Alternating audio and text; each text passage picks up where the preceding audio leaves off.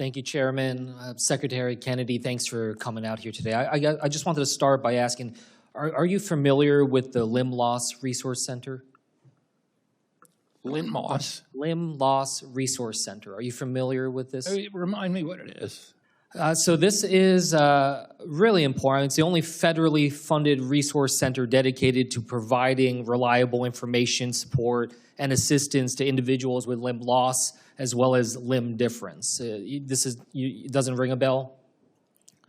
With individuals with limb loss? Oh, limb loss. Okay. Yeah. Have you heard of this before? No, I have not.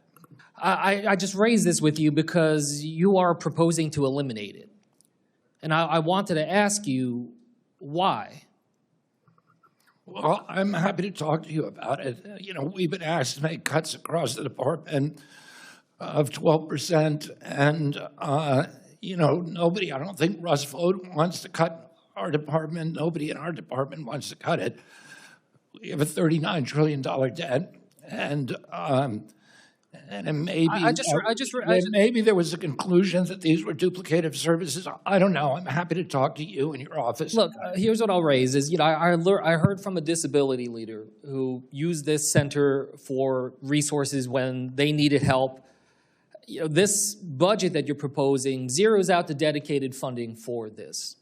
I also heard from a constituent, Darren, whose wife slipped while exiting a stair lift, becoming paralyzed. They relied on support from something called the Paralysis Resource Center, which is also being eliminated under this budget that you're proposing.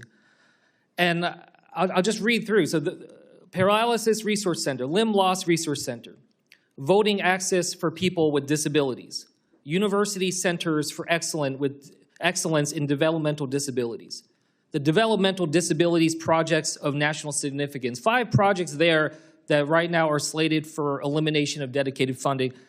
Can you tell me what these programs have in common? It sounds like they're programs that treat disabilities. Yes, right. And I worry about that immensely because right now more than ever, I mean, these families that I'm talking to, you know, they are struggling so much. I mean, I cannot imagine, you know, what some of them are going through. And when they're seeing that level of focus on cutting these resources dedicated for them. And I get it, you know, there's efforts to try to see if they can boost up some state level funding, but the dedicated funding for these programs is very much on the chopping block.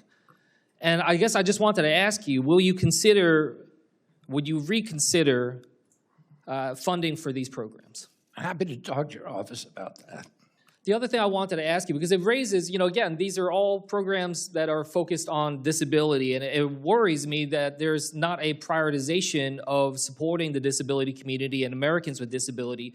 Meanwhile, there is conversation, there are talks and proposals by this administration to move IDEA from Department of Education to your Department of Health and Human Services. And we've heard that, I heard that from the Secretary of Education and others.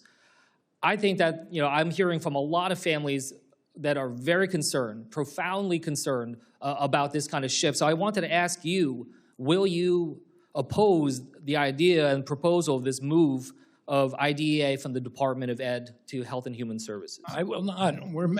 I'm very committed to serving the disability community. I'm not sure you are because of what I just laid out here. I mean, the dedicated We're talking about certain programs. We're putting enormous resources into disabilities throughout the agency. My uncle wrote the Americans with Disabilities Act. My cousin Teddy is missing a limb. These are issues that I'm offering to talk to you about. We will follow up on that. We have a $2.3 trillion agency. I don't know, you know, every cut. There's some that we've made mistakes on, but I would tell you this: I'm happy to talk to your office about it. We'll follow back up, but I'll just leave you with this. And this is what I heard from these families, and I wanted to just share it with you. They say that if you are moving IDEA from the Department of Ed to Health and Human Services, you are defining these young students by their disability, engaging them as patients rather than as students who have the right, as anybody else does, for opportunity. So I just want to point that out. Please do not single out these students and these families with disabilities. Mr. Chair, just before I finish here, I just want to ask unanimous consent to submit to the record a press release from the New Jersey Department of Banking and Insurance entitled, quote, "Cost increases from Washington's inaction drives nearly 70,000 New Jerseyans to drop health coverage since January." Without objection. Thank you. With that, I yield back. Support journalism you trust. Support PBS News. Donate now, or even better, start a monthly contribution today.